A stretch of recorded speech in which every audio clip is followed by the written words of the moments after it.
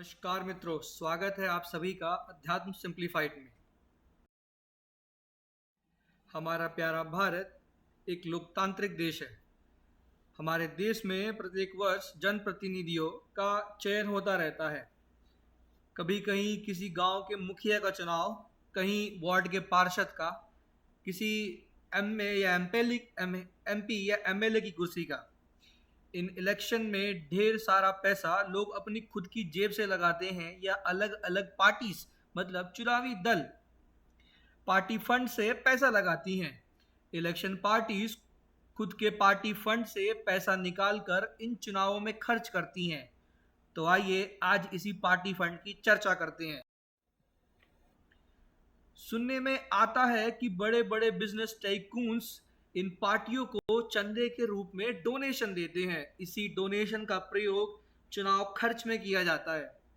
चुनावों में जीत हासिल करने के लिए ये पार्टियां कोई एक कसर नहीं छोड़ना चाहती, जिसका रिजल्ट होता है ढेर सारे पैसों की जरूरत।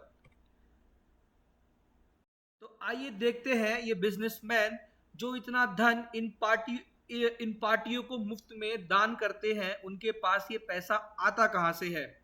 इसका जवाब बहुत ही सिंपल है। ये बिजनेसमैन अपने प्रोडक्ट्स या सर्विसेज या दोनों मार्केट में आम आदमी के लिए उपलब्ध कराते हैं। मतलब ये व्यापारी और उद्योगपति आम लोगों से कमाई करके अपनी कमाई का कुछ हिस्सा इन इलेक्शन पार्टीज को डोनेट कर देते हैं। तो देखते हैं कि ये डोनेशन दिया जाता है। मान लीजिए एक एरिया में नेक्स्ट मंथ इलेक्शन होने हैं। जिस सीट के लिए इलेक्शन होना है उस सीट पर 3 कैंडिडेट्स खड़े हैं। एक लोकल बिजनेसमैन उन तीनों पार्टीज के कैंडिडेट्स को डोनेशन देता है। लेकिन क्यों? अरे भाई, उनको नहीं मालूम ना जीतेगा कौन। सपोज ईच कैंडिडेचर 10-10 करोड़ रुपए डोनेट किए गए ईच पार्टीज को। टोटल डोनेशन कितना हुआ? Total donation 30 crore of rupees का हुआ। अब आते हैं बिजनेसमैन की कमाई पर। उस बिजनेसमैन का एस्टिमेट है कि इस साल कुल 80 करोड़ की वैल्यू का प्रोडक्ट तैयार करेगा। मतलब 80 करोड़ रुपए खर्च करके एक प्रोडक्ट तैयार करेगा।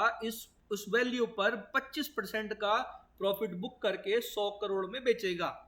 अगर 10% का टैक्स लगा दिया जाए तो कुल कीमत हुई बाजार में जाकर 110 करोड़ रुपए। एग्जाम्पल लेते हैं। सपोज वो बिजनेसमैन मस्टर्ड ऑयल, सरसों के तेल को प्रोसेस करके सेल करने का बिजनेस करता है। एक बॉटल पर उसको 80 रुपए का खर्च आया। उस पर 25% का प्रॉफिट बुक करके 100 रुपीज प्राइस डिसाइड करता है। मार्केट में सेल करने गया तो 10% का टैक्स लगाकर 110 रुपया हुआ इच बॉटल का प्राइस। तो फाइनल प्राइस क्या हुआ? 110? नो, बिल्कुल नहीं। यही पर फंड का कंसेप्ट आता है। 30 करोड़ का इलेक्शन से पहले का खर्चा तो हमने काउंट ही नहीं किया। इलेक्शन के बाद बिजनेसमैन साहब जब विजयी हुए, यानी कि जीते हुए कैंडिडेट नेताजी को कॉन्ग्रेचुलेट करने गए, तो वहां नेताजी को याद दिलाते हैं कि जी हमने तो जी बस आपको ही सपोर्ट किया था। नेताजी कहते हैं कि मेरी तरफ से आपको बिजनेस करने के लिए फुल सपोर्ट किया जाएगा, 20 करोड़ और पार्टी फंड में डोनेट करवा दीजिएगा। वो क्या है ना जी, अगले साल की भी चुनाव करनी, अगले चुनाव की भी तैयारी करनी है। तो रियल कॉस्ट देखते हैं। 80 करोड़ का खर्चा प्रोडक्ट तैयार करने में, 30 करोड़ इलेक्शन से पहले, 20 करोड़ खुद का प्रॉफिट, 20 करोड़ इलेक्शन के बाद का खर्चा, मतलब टोटल 150 करोड़ रुपए का खर्चा। तो और उस पे अगर 10% का टैक्स लगाया जाए तो टोटल कीमत हुई 165 करोड़ रुपए। अब अगर देखा जाए तो एक तेल की शीशी जो 100 रुपए पर सेल होनी थी, अब 150 रुपए पर सेल होगी। नहीं तो व्यापारी घाटे में। अरे भाई, बिजनेस फिनिश हो जाएगा। 150 रुपए पर 10% का टैक्स लगाया जाए तो मार्केट में 165 रुपए में अब वो ऑयल की बोतल अवेलेबल होगी।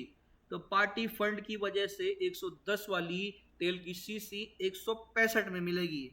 मतलब हर एक आम आदमी को नेताजी की ऐश के लिए 55 रुपए का खर्चा करना होगा, फिर अपनी भूख के लिए।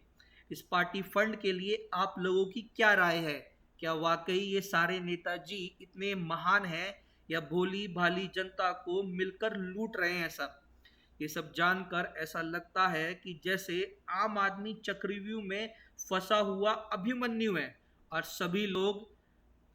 सभी नेता लोग कौरव सेना के वॉरियर्स। लेकिन बेचारा आम आदमी कर भी क्या सकता है?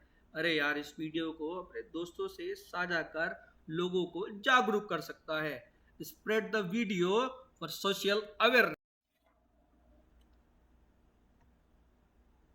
सो सब्सक्राइब अध्यात्म सिंप्लीफाइड।